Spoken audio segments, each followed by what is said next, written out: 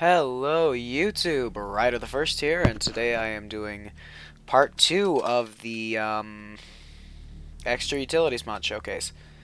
Now, last time we took a look at some of the items in various utility blocks, and today we are going to be looking at uh, transport and machinery.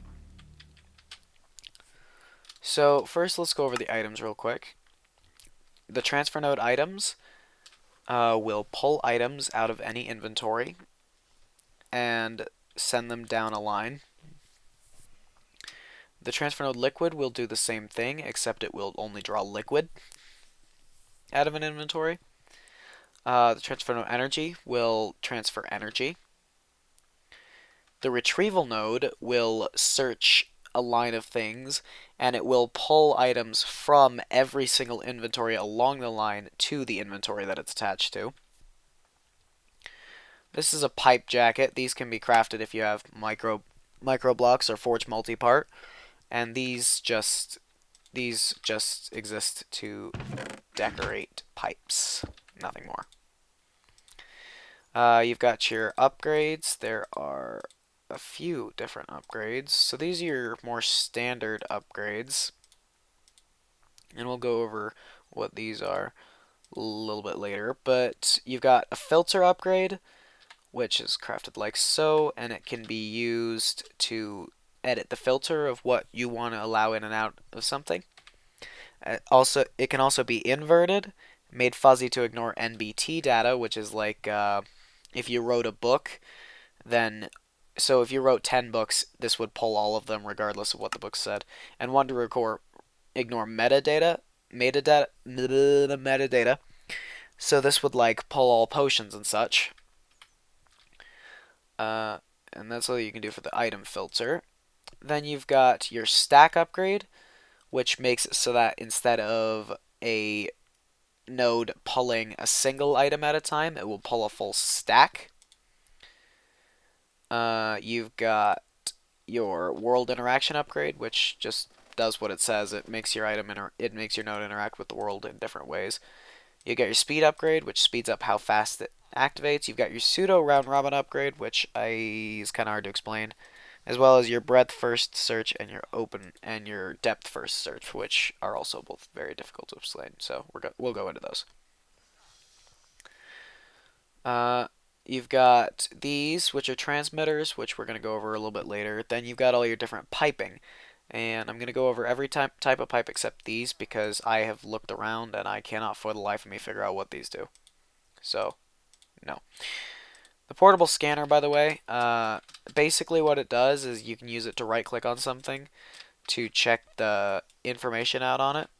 So this chest contains 1 of 27 inventory slots, block name tile.chest, block metadata 2. It's a chest with a tile data of 8 and 9. So you can use it to check out information on non-simple blocks. See? So that's what this does. Yeah. Okay. So let's begin. So first let's start out with all of these. So I've got here your basic cobblestone generator, right? And so this world interaction upgrade is going to make it so that this transfer node is going to actually fill up with cobblestone and transfer it along the system.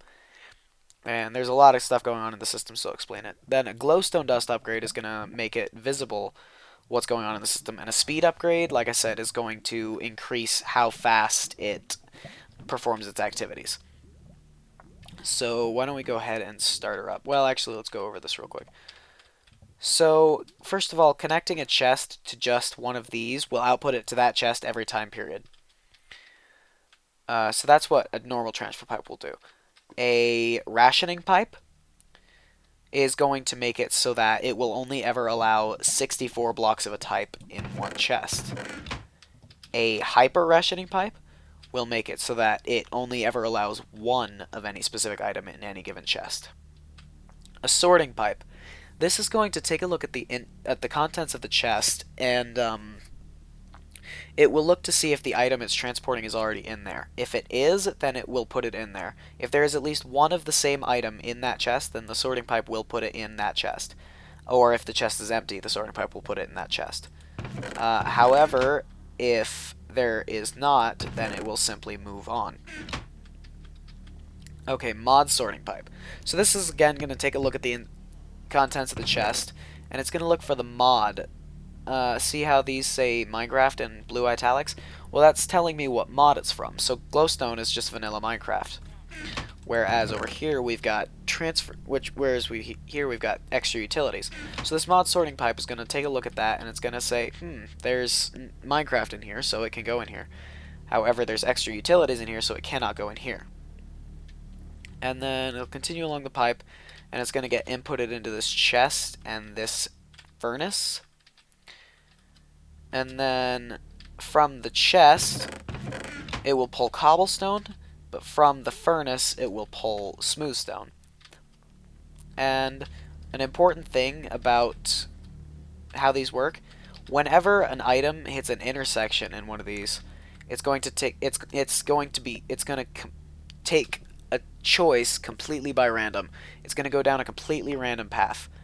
There are ways of discerning which path it will go down, but by default it will go down a random path. So this one could go down any three of these paths. Now, of course, these two paths are exactly the same, but still. So then it's going to continue on into this furnace. This will pull out smooth stone. Then it will continue along this. This is a crossover pipe. What this does is it prevents the randomization by saying, if you're coming this way in the first place, then you need to keep going in that direction. So this cannot turn at this point. This can only go in the direction it was already going. So it'll come down here. Then you've got this branch off into a dead end, so it'll usually ignore that. It'll keep going.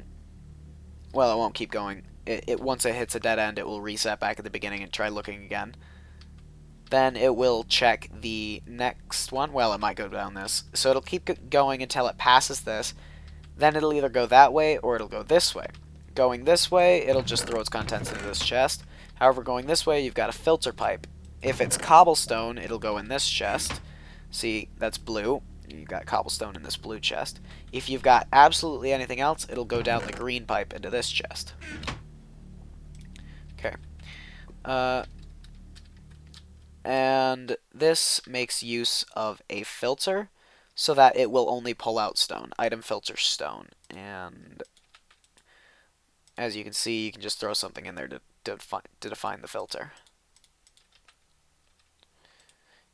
So that's how those work, roughly. And these are forge multiparts. I'm using them because if you put a cover between two pipes, it will separate the pipes, which makes it handy for sorting. Alright, so why don't we start up the system? Oh, actually, let's explain this real quick. So the depth first search upgrade, I was telling you guys how it, by default, travels along the line and chooses randoms, well, and then stops it down and resets. Well, with the depth first, it's going to continue to travel along the line, as it normally would, and it will still take the randoms. However, if it randomizes and hits a dead end, instead of resetting, it will go back to the last intersection it hit and continue along. Okay?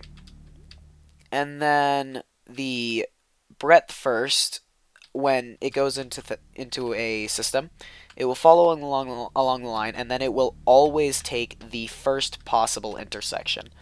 Which means with that breadth first upgrade in there, it would always go down this pipe and stop at the dead end. It cannot continue from there. So let's let it roll, and I'll show you guys in more detail. So you can see it's going in here, and it's going to start pushing this until it hits a stack in here. Okay, so it's going to go until it hits 1 in here, and then it has to continue because it cannot put any more in either of these. So it's going to look in here, and it's going to see that there is no cobblestone and it's not empty, so it won't put any in there. However, it will see that there is cobblestone in here. I left one piece of cobblestone in here, so it will start filling this up. Okay, and then after that's filled, it's going to look in here, and it's going to see, hey, there's Minecraft in here. So I can put cobblestone in here. And then as soon as that fills, as soon as that's filled up, it's going to take a look at this next one, and it's going to see there is no Minecraft in this chest, so I cannot put Minecraft in here. And that is what the mod sorting pipe does. And notice how it's always coming straight down along this line, period. So that's full. It's going to see this, and it cannot continue. So it randomized down this path, and it immediately starts cooking up. Let's see. That time it went into the chest path, so we can see it continue. And the... Okay, so it randomized down that path, and then reset back to that. And so now we've got that in here. Then we've got this. I believe this is from the furnace, so that should... No, that was... Where is the furnace? That was from the furnace. So this one is going to randomize out as well. It hit a dead end, so it's going to reset and try it along the system again. It randomized down that path again. So it will once again try the same path. We're just going to follow it along. Oh, there we go, until finally it passes that, and then you got smooth stone in there. So that's how that works. It will continue to randomize and reset until it gets the correct path. However, if I take this, the breadth first, and put it in there, what it's going to do is instead of randomizing, it's going to go along the path, and it's always going to take the first possible turn. You saw the one from the stone and the chest go at the same time. So putting the breadth first in there in this particular scenario means that it's never going to get to a chest because it will always stop at this dead end, so it will consistently have to reset. So the breadth first has its uses, but not good for this system. So you can see it starting to go into these, and this filter is telling it that cobblestone can only go through the blue. That can be the only thing going through the blue passage. However, let's say we wanted more than just cobblestone going down blue. Well, thankfully, you can take an item filter, and you can give it multiple items. So why don't we pop the cobblestone out of there? There we go. Now I can throw that in the blue passage, and it will allow grass blocks and cobblestone down the blue passage. And filters are really nice in that way. Or you could invert the filter, put some things in there, and then it would say, hey, I don't want cobblestone going down this passage. So that's how those work, roughly. That explains all of those pipings. So let's continue. Let's go ahead and just turn this system off. Now, keep in mind, you need the world interaction upgrade to be able to break blocks like that. Without that on there, this system does absolutely nothing. Oh, it's got some stuff in the buffer still. See? It does nothing. So, you got to make sure you have your world interaction upgrade. Alright, so this one, transfer node liquids, same thing. Needs a world interaction upgrade. As soon as it's got it, it's just going to start drawing this water and pouring it into a bucket. Since we've got an infinite water source here, it's just going to continuously pull the water and fill this drum up with 256 buckets of water. It's a fairly simple thing. I don't know if I mentioned this yet or not, but applying a redstone signal to any node will immediately shut it off, period. So now let's go over round robin systems. These are probably the most complex. And these aren't real round robins, these are pseudo round robins. However, it works in a very similar way. So I've got here a system, and when I activate it, it's going to pull items from this chest, and then it's going to distribute them. Now normally it would distribute them completely at random. However, I have a pseudo round robin in here. Oh, I don't know where it went, but I'll just pick up another one, I guess. So if I just throw a pseudo round robin in there, and you should be on. Good. So then, now if I throw some items in there, let's say cobblestone. And let's get 54 of it, and I will explain why here in a minute. But if I throw that in there, it's going to start pulling it out, and it's going to distribute it along this system. And I should show you guys how to direct it like that. So normally you would use a Buildcraft compatible wrench. However, I don't have any right now, so you use a stick for this. But if you just whack any given pipe with a Buildcraft compatible wrench, then it will change the direction. And um, the black strips indicate where it will accept items from, and where it's clear is where it will output items. So items can come in this way, and they can leave this way, but if an item comes in this way, then it's going to go back that way, because there are black strips here telling it that, hey, you can't continue.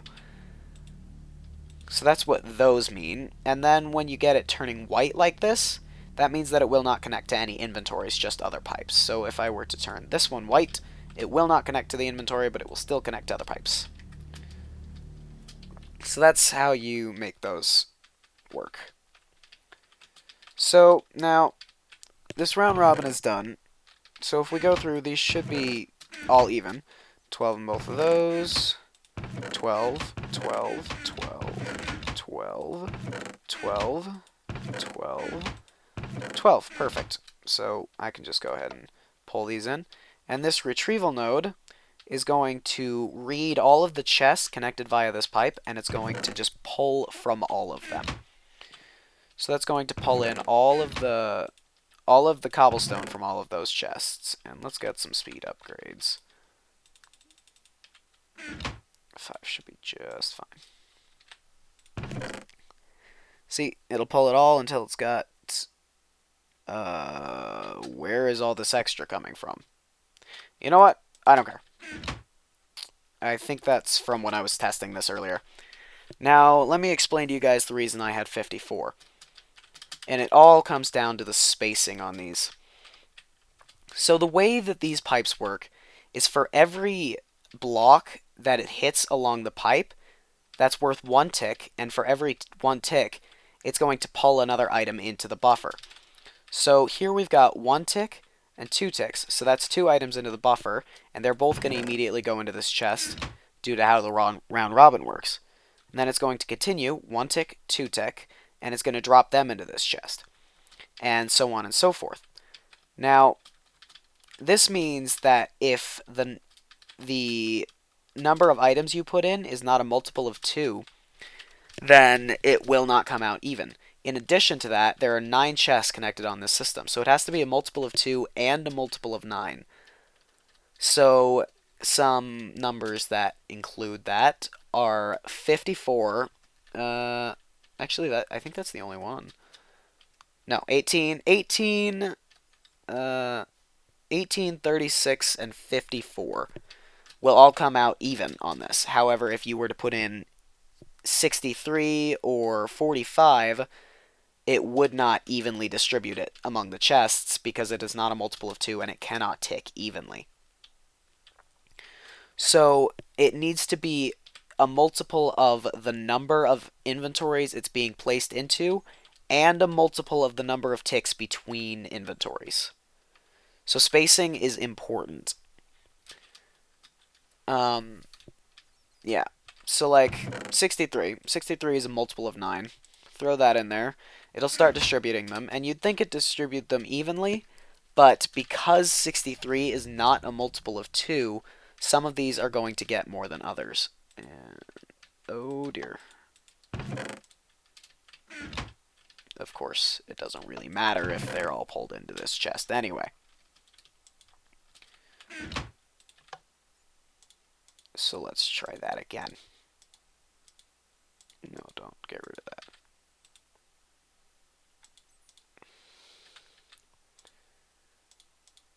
Okay. So now, throw some speed upgrades in there just to make my life easier. And then it's going to, once again, divvy those out as evenly as possible. And the way the round robin works that it divvies them out is as the round robin goes through the system, it's going to go boom. It's going to notice this inventory, and whereas by default it would just put everything possible into this inventory, it's actually going to continue down to the next one. and then it's going to distribute everything in its buffer currently into that, and then continue, and so on and so forth. So 1, 2, so there's 2 items in the buffer, drop those. 1, 2, there's 2 items in the buffer, drop. 1, 2, there's 2 items in the buffer, and drop. So that will ensure that it distributes them as evenly as possible. Now, I put 63 in there, and notice that it's not quite even. This will always happen if the spacing is wrong. So you have to check your spacing in your math. Now, the one I set up over here is another round robin system. However, everything is spaced 1 block apart, so it simply has to be a multiple of 1, and there are 9 furnaces, so it has to be a multiple of 1 and a multiple of 9. So if we just grab some coal, grab a 63 stack, make sure this is on, good, and throw this in here. Do I have speed upgrades? No, okay. Throw this in here. It's going to start distributing. And every time it flashes red like that, it pulls another one into the buffer, but it also empties one. And it's distributing coal among all these chests. And why don't we get like 10, 5 for each chest. So that'll get it pushing along the system pretty rapidly. Now if we count through, there's going to be 7 even in every single chest, or every single furnace. So getting the spacing right will perfect it every time. And as you can see, that green thing is flashing along the pipe, looking at all the different inventories, and every single time it sees an inventory that is valid, it's going to pull an item out, and then it will speed up to pull out the items faster. And that's how retrieval nodes work. Now, why don't we see what things look like without the round robin? It might still distribute evenly, just because of how I have this set up, but I would like to find out. Nope. See, because the round robin is gone, it's going to distribute it all in the first available inventory. So that's how the round robin works, as best as I can explain it anyway. So now let's get to the fun part. Well, that was the fun part. Well, that was fun, but not the fun part. Okay, it's all pretty fun. I like this mod. So, yeah, that's transport. Let's get on to machinery. So first of all, there's a lot of different generators that this mod adds. And I believe I have those on 4. A lot of different generators. And I will go over what they all do, but I am only showcasing a couple of them here. So you've got Survivalist Generator. Pretty cheap. Just burns through coal and has a low output, but very coal efficient. Furnace Generator. Burns through coal as well. Less fuel efficient, but has a higher output. Lava Generator. It is what it is. It grabs lava and makes it fuel. And this is less effective than the lava generator from just about every other mod, so I don't recommend using this unless you don't have any other lava generators. Ender Generator.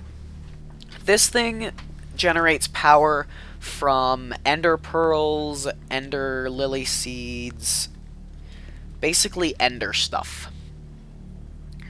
Redstone Generator, Heated Redstone Generator. This one generates power by mixing lava and redstone. So this one will generate more power than the lava furnace, but at the cost of redstone. And molten redstone from thermal expansion will work for the heated redstone generator. Culinary generator. This one is kind of fun because you put in food and it outputs power. And the more nourishing the food, so the more meat pops it restores, the more power it outputs. And the more saturating the food is, so the longer it keeps you fed, the longer the energy lasts. Potions generator. This one generates power from potions. The more complex the potion, the more power it will generate. TNT generator. This one generates power from TNT and gunpowder. The contagions the explosions are not entirely contained within the TNT generator, so be very careful with this one, but it does generate good power. The pink generator. This one runs on the power of love. Anything that uses the color pink, that uses pink dye in its crafting, will work as fuel for the pink generator, and I love the pink generator so much just because of that. High temperature furnace generator. This one runs off of coal. It is less efficient than the survivalist generator. However, as it burns more, its internal temperature will rise, which will slowly make it more fuel efficient. The nether star generator. This one has incredible power output. However, it requires nether stars to run. And finally, the solar generator. This one generates power from the sun. It generates really good power and stores it in an internal buffer. However, it cannot generate power and output power at the same time. You have to give it a redstone signal to switch between output mode and generate mode. So that's all the generators, and an important thing to note about the generators, they can all be upgraded into bigger generators, so this will give it 8 times the power of the original one, and you simply need 8 of them, and transfer nodes, energy transfer nodes. And I forgot to look at crafting recipes. So lava generator, ender generator, heated redstone generator, culinary generator, potions generator, TNT generator, pink generator, high temperature furnace generator, nether star generator, and solar generator. So those are all the different types of generators. Now, to do anything with the generators from this mod, you're going to need energy transfer nodes and energy pipes. So the energy transfer nodes will pull energy out of connected generators. And by the way, I can't seem to turn off energy transfer nodes, so I don't know if that's a bug or an intended thing, but yeah, just keep that in mind. And so you need transfer node and connect it to an energy pipe and connect that to your machine that you want generated, and I believe this generates power in RF by default. So that's redstone fuel or whatever. Yeah. Yeah, RF. So that is the default energy gen, and all of the same upgrades for the other ones apply here, with the exception of the world interaction upgrade, which does not apply to these, and the stack upgrade, which does not apply. So, and the filter upgrade, obviously, because you can't really filter these. But these things, these are the fun ones. Transmitters. These are wireless transmitters for energy. Get a transmitter in one energy node, and then get a receiver in the other energy node, and you have to name them in an anvil to change their frequency. So these are both on the end frequency, and that will transfer energy over a network. So that's how all that stuff works. Now, let's get on to the quarry. Something I really enjoy. And something that I put over here by mistake, but didn't mean to. So a quarry, that's a QED as well, so I just don't have a quarry then. I'll have to search it. A quarry works much like the Buildcraft quarry, except it's much more upgradable. In that you need ender markers, which are crafted like so. Where's the ender marker? 2 ender infused obsidian and an ender pearl, and those are just 4 obsidian and an ender pearl, and that has to be done in the QED. And then the ender quarry is a little bit more expensive. You need 2 ender infused obsidian, a diamond etched computational matrix, any sapling, 2 ender cores, and 2 endothermic pumps, as well as a diamond pickaxe. So your diamond etched computational matrix requires an ender infused obsidian, 4 burnt quartz, and 4 diamonds. And you know how to craft diamonds. That's not the one I meant to hover over. Burnt quartz. And you get this just by smelting quartz blocks. Then the ender cores, as you remember, are pretty expensive. Ender infused obsidian, eye of enter, and magical wood. And then the endothermic pump is crafted from 4 ender infused obsidian, a water bucket, a lava bucket, an eye of ender, and a diamond, as well as an iron pickaxe. So they're pretty expensive as well. Not as expensive, but expensive. And that will get you an ender quarry. Now, you can either use ender markers or any type of fence, including forged multi-part fences, to define the size of this. If you're going to use a fence, then you want to make a solid fence line, and it has to be solid all the way through. Then knock out one corner of the fence and place the quarry down there. Okay. I'm choosing to use ender markers because you don't need to destroy any of them. As you can see, I've just got this. And they all need to be on the same Y level, but they are all connected like that. Now, if I throw down this ender quarry, and then right-click it, it will activate. And it will successfully establish. Now, it's going to start scanning blocks and mining them, going in vertical rows, replacing every block with dirt as it goes. So you can see it collecting stone. And there are a lot of upgrades you can get for this, including the world hole upgrade, which I think is really cool. And you just slap that on there. And if you wait, instead of replacing the blocks with dirt, it's just going to destroy every block. Well, it's not going to destroy it, it'll still suck it up, but it's going to clear out the blocks. See, you can see where it was replacing things with dirt.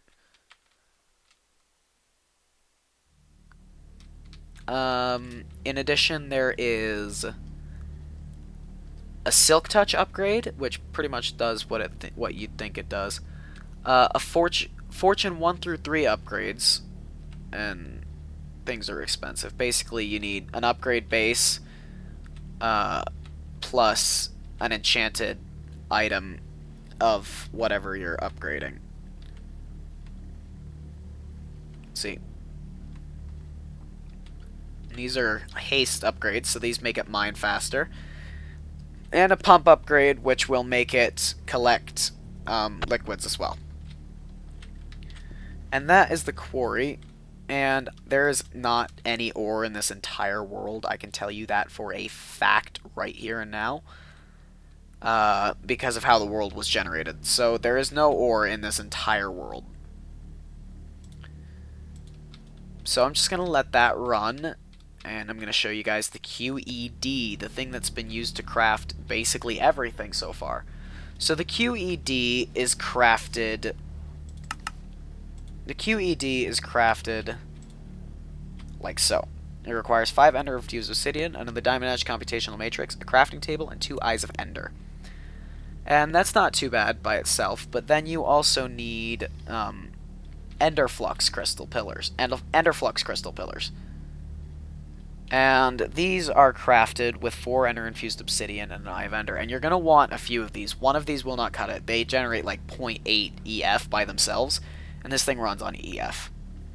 So get a few of these, get them nearby your QED. The EF, which is ender flux, which is like the RF, but ender, and they don't need to be connected in any way. They will simply transmit power to the QED. So this QED is nice and powered up, and now you can use it for crafting anything that requires the QED to craft. So what's an example? Ender core, ender quarry. Oh, good, QED. So 4 ender infused obsidian and a burnt quartz. Okay, that's not so bad. And a burnt quartz. Bam. Bam, bam, bam.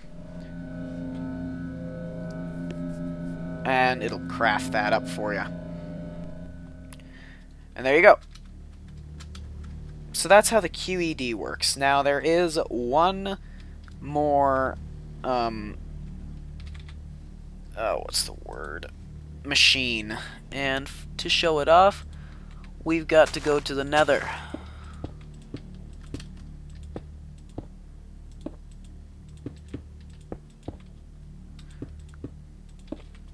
So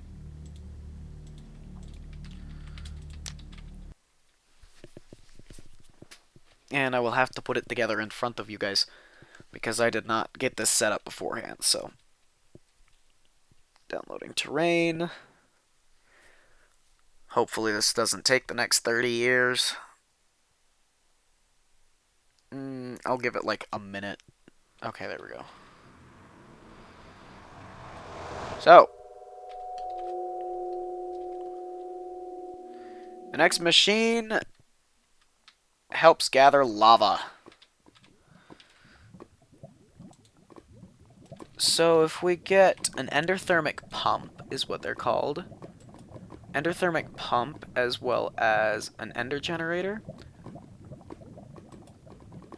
An ender generator X64. Actually, I don't want an ender generator. I want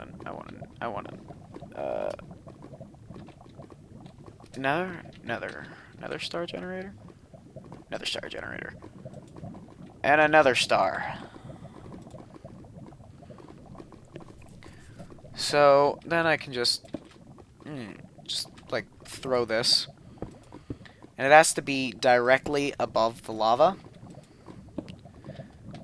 That is incredibly close. Okay.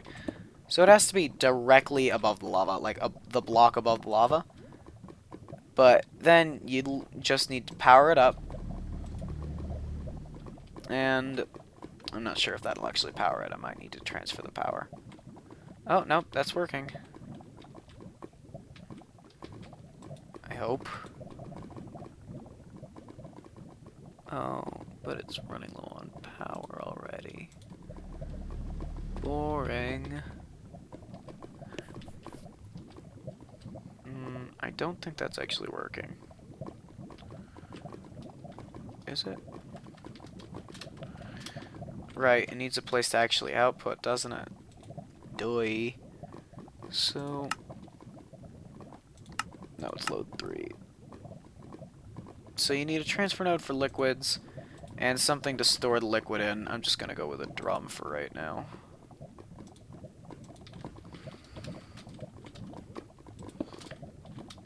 There it goes. And it's going to start replacing... it's going to start replacing lava with stone as it digs it out. And the nice thing about this is it can go right through solid objects and still pull out the lava.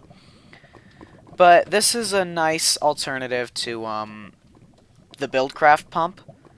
And let's check what the recipe is like on it. It essentially works in the same way, except that it has to be right off the lava. And it's not too terribly expensive. So it's a good way of getting some early game lava.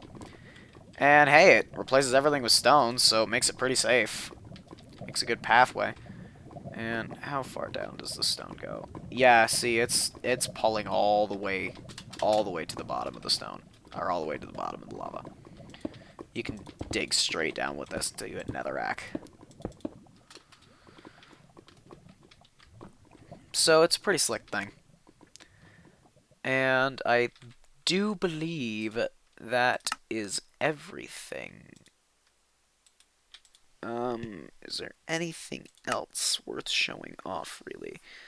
Yes, there is. The microblock compatibility. So having Forge multipart, will make it, along with this, will add the ability to make absolutely every block, like ever, into fences and walls and such. So fences crafted like this, and I'm not going to go into all the crafting recipes because there's a lot of them involved with multipart.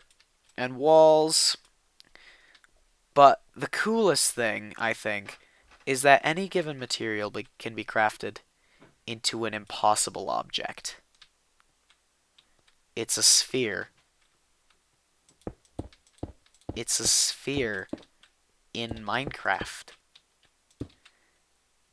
Any material.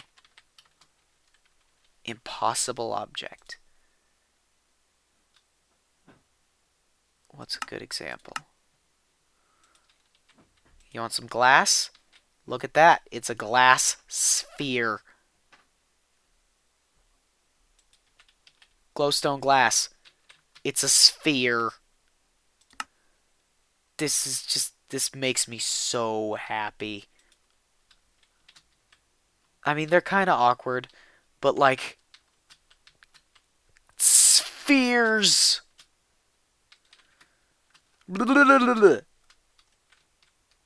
Did you drain all of that? Or did you fill up that? Oh, you filled that up. Yeah, that was fast. Okay, anyway.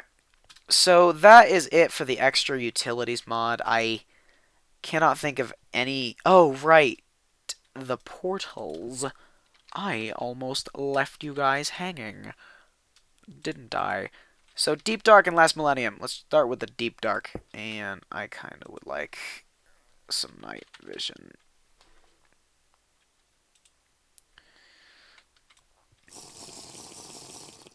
So, the Deep Dark is basically just made of cobblestone and unstable ingots. So, you can compress down cobblestone to get this stuff, but you need a quintuple compressed cobblestone, which is almost 60,000 cobblestone, as well as 4 quadruple compressed cobblestones, which each by themselves are like 6,600 cobblestone. So basically, you need a lot of cobblestone to get to the Deep Dark, along with 4 unstable ingots. And again, unstable ingots are made by dividing a diamond. I'm crashing. BRB.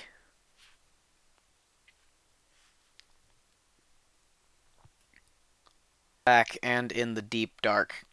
So the first thing you'll notice when you go to the Deep Dark is that you'll be in a cobblestone room surrounded by torches. Do not let this fool you into thinking you're safe. In the Deep Dark, monsters can spawn at any light level, period. So the next thing you'll notice, there is nothing but stone everywhere. Stone and ore. It's a procedurally generated world of stone. Okay?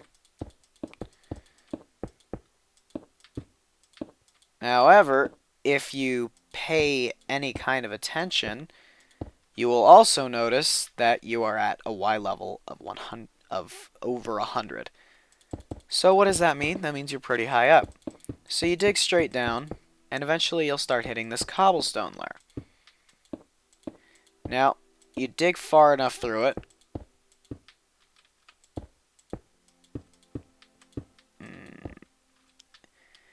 and you'll find the true Deep Dark.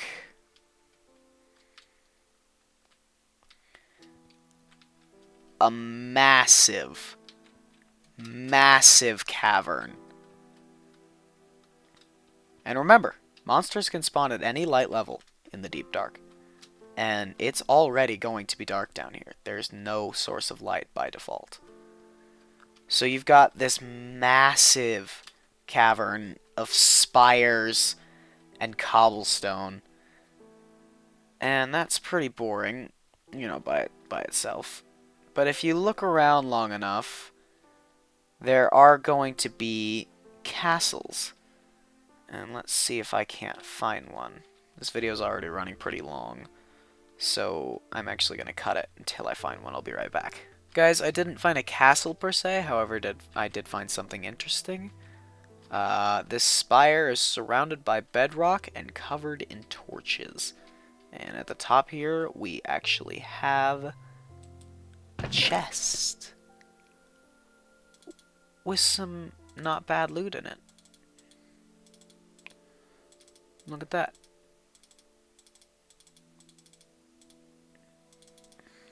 Some fairly nice underground loot. I am going to continue looking for a castle. I will be back. Not quite sure what this is. It's not a castle. However, this is interesting. It's just varying holes in the ground. I don't know. The Deep Dark is a mysterious place. Certainly might be worth exploring. Here we are, a castle covered in torches and quite beautiful. Now, inside the castle is largely a maze. There's walls everywhere. And if you look around, there are doors with or not caverns, but rooms. And I know there are monster spawners in these places pretty commonly. So keep looking around. And as you get to the higher floors, there are more monsters, but there's also better rewards. Ugh, I'm having trouble flying. There we go. Okay, so, oh, here we go. Skelly spawner sitting on top of a chest with a book. That's great. Hey guys, I was frickin' exploring this dungeon. I found a book. Check it out. It's like uber late game dungeon. I found a book. So, these can be pretty confusing places, but the Deep Dark really is an awesome place, and there are caves running about, so you actually can go mining and stuff. And some cool loot that you can get in these places pretty commonly.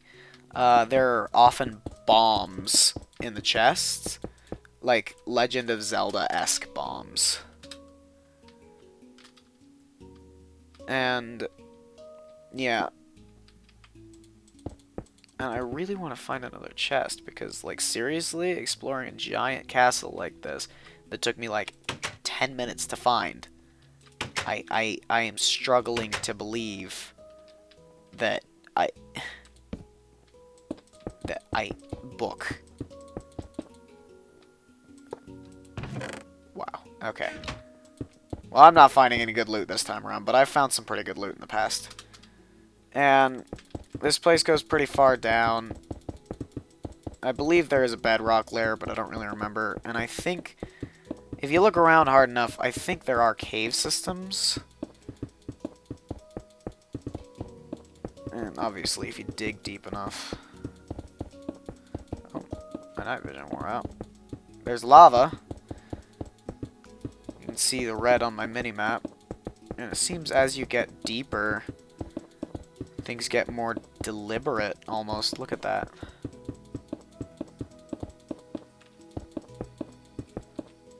And almost by level 16. Things are getting more deliberate. I don't know if that's intentional, but yeah.